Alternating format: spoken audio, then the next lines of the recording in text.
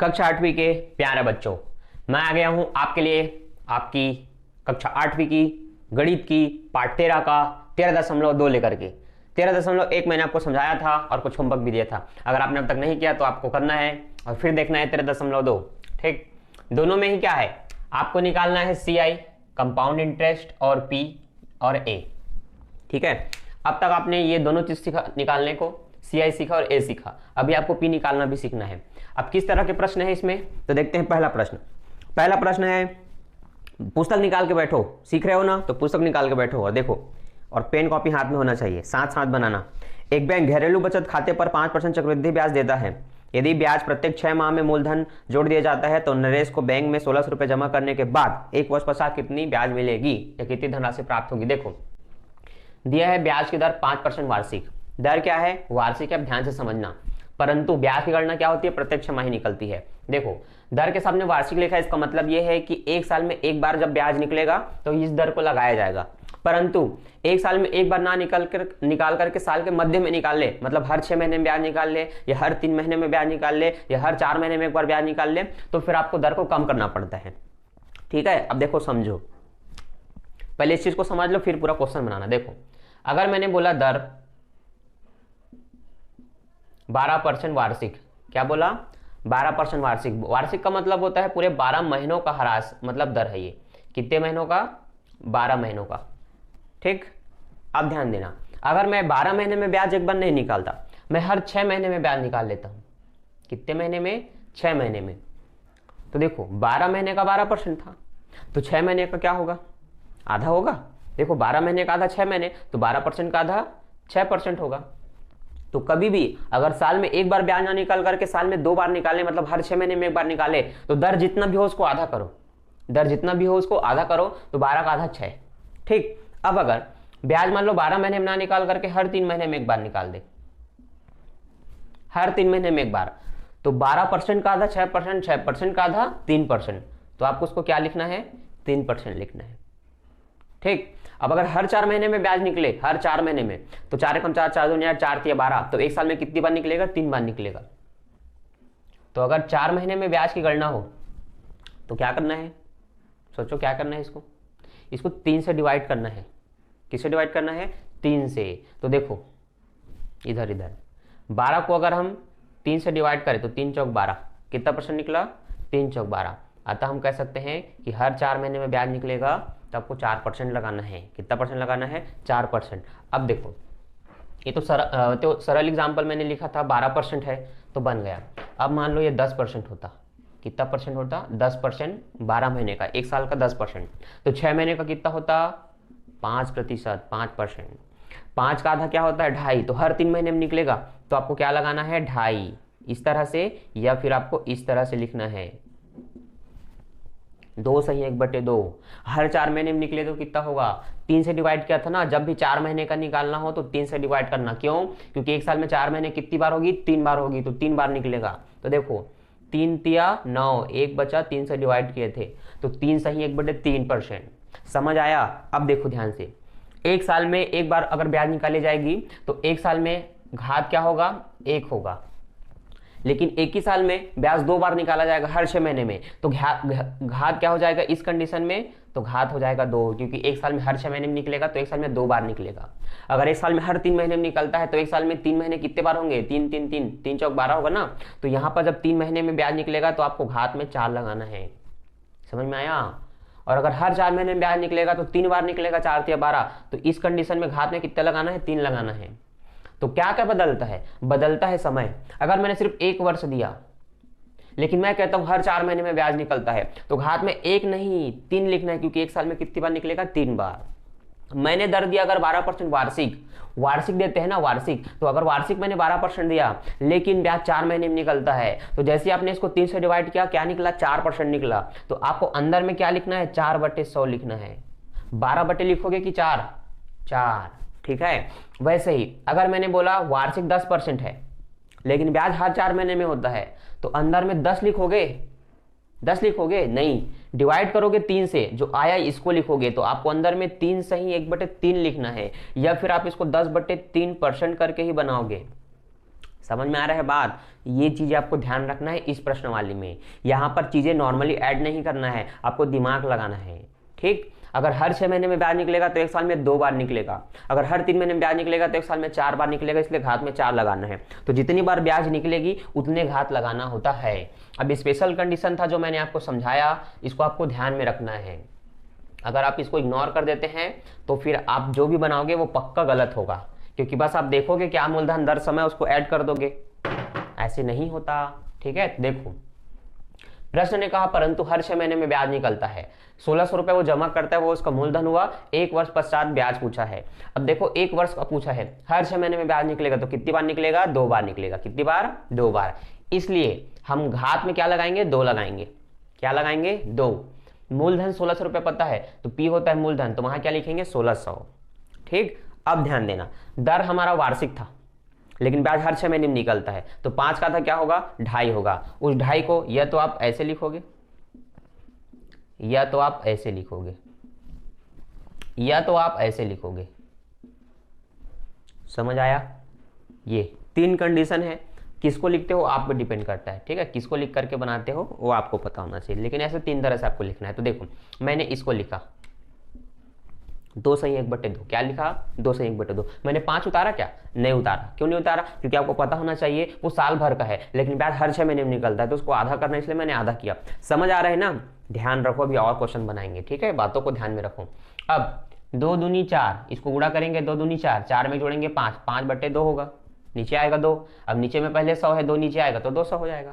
ठीक, तो ऊपर में क्या रहेगा? 2 दूनी 4 और 1 5 रहेगा, इसका 2 नीचे आएगा तो 2, 100 दूनी 200 हो गया।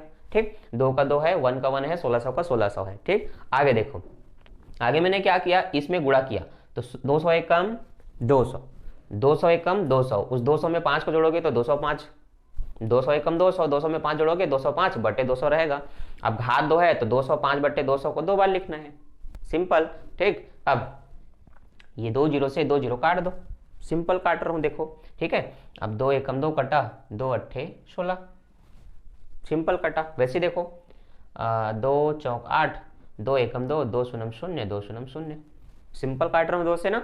ठीक, अब देखो 2 दूनी 4, 2 पंचे 10, 2 शून्य 0, 2 एकम 2, पूरा 2 कट गया, वो खत्म। अब यहाँ पर 50 का आधा 25, 2 दूनी 4, 2 पंचे 10, सिंपल। अब 5 से काट सकते हैं इनको, है ना, या फिर आप गुणा कर सकते हैं, जैसा आप चाहें, है ना। तो जैसे कि चलिए अगर मैं पहले गुणा कर देता हूँ तो 5 पंचे 25, दोनों 20 है, 20 से एक अधिक क्या होता है? 21। तो आपको 21 और 20 का गुणा करना है, 21 और 20 का, तो 21 शून्य 0, 21 दूनी 42, मतलब आप कहेंगे ये इन दोनों का गुणा करने पर आएगा 42,025। अब उसको 25 से काटना है, 5 से सिंपल काट लीजिए, 5 पंचे 25, 5 अट्ठे 40, 2 बचा है, 5 चौक 20। अब ये 2 है, 5 पढ़े में 2 आता है क्या? नहीं आता, तो पहले 0 बार पढ़ना है, 5 शून्य 0, फिर 5 पंचे 25। ठीक, अब जिनको ऐसा काटना नहीं आता उनसे गलत होगा, ये पक्का गलत होगा।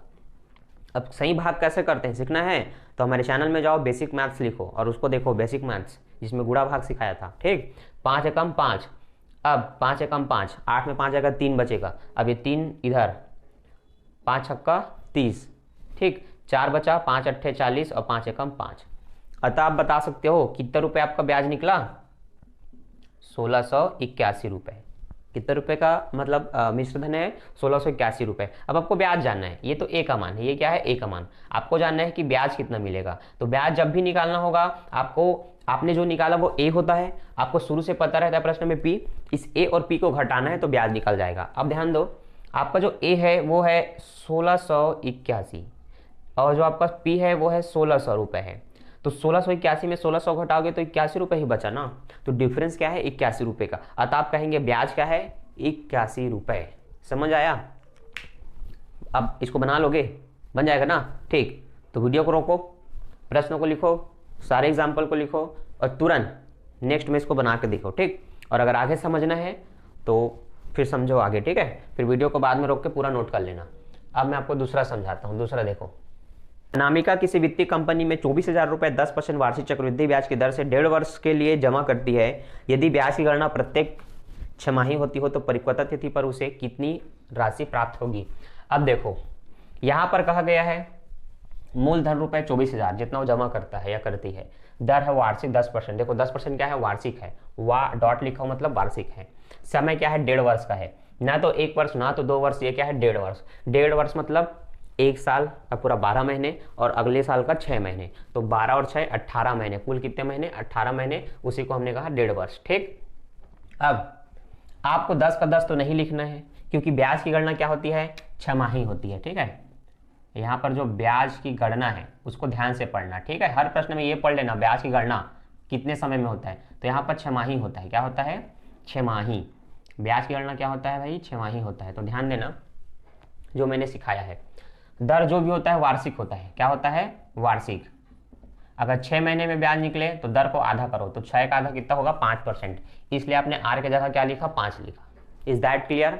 तो 10 नहीं लिखना, क्या लिखना है, 5। दर बदल गया, बदलना है क्योंकि ब्याज साल में नहीं निकल रहा है, 6 महीने में निकल रहा है। आधे महीने में ब्याज मतलब आधे साल में ब्याज निकले तो दर को भी आधा, क्योंकि पूरे 1 साल का है तो उसको आधा करना है। नेक्स्ट, समय देखो, हर 6 महीने में ब्याज निकलेगा तो 1 साल में 2 बार निकलेगा, तो 1.5 साल में कितनी बार निकलेगा, 3 बार निकलेगा। ठीक है, तो देखिए 1.5 वर्ष का अगर ब्याज पूछे तो आपको पता होना चाहिए 3 बार निकलेगा। हर 6 महीने में ब्याज निकलेगा तो 1.5 साल में 3 बार ही निकलेगा, क्योंकि 3 बार उसमें 6 महीने काउंट हो जाते हैं, कुल 18 महीने हैं। ठीक है, तो 6 × 18।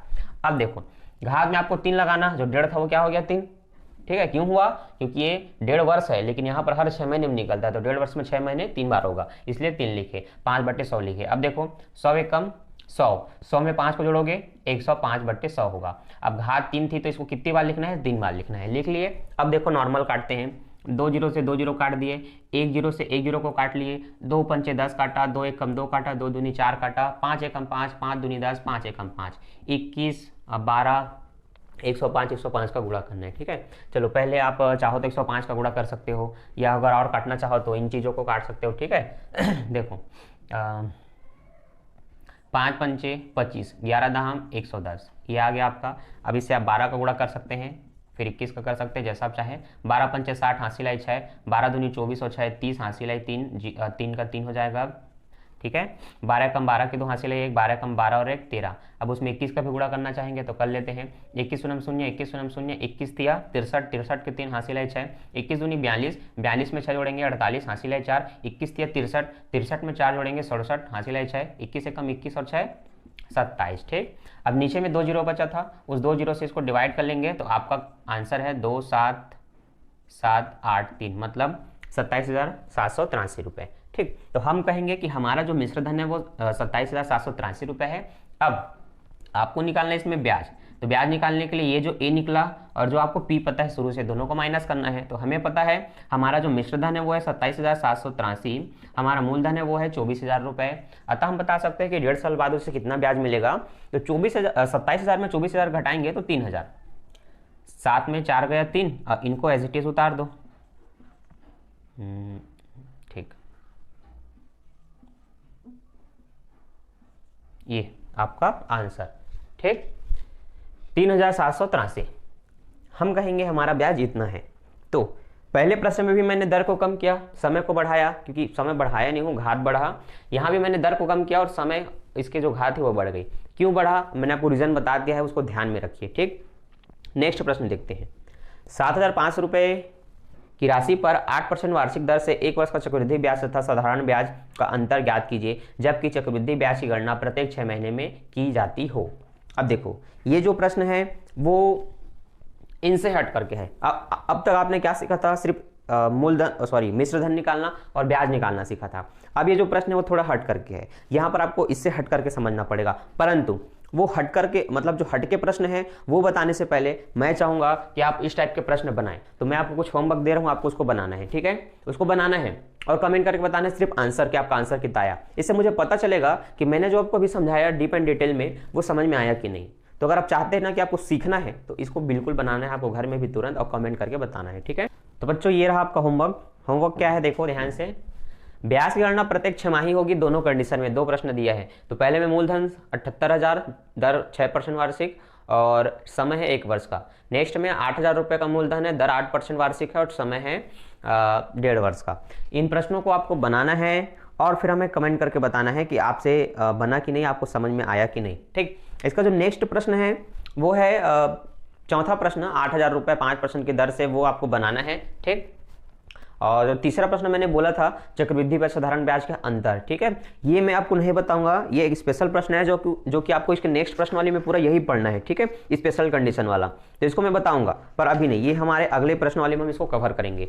तो अब तक आपको मैंने जो भी बताया वो नियम समझ में आया, तो ऐसे प्रश्न में दिक्कत नहीं होगा, और नहीं होगा ये मुझे कैसे पता चलेगा, जब आप इसको बना करके कमेंट करोगे। तो कमेंट करो, और इसके नेक्स्ट पार्ट को पाना है, ऐसे प्रश्न को और अच्छे से बनाना है, तो चैनल को सब्सक्राइब, वीडियो को like and share. Bye bye.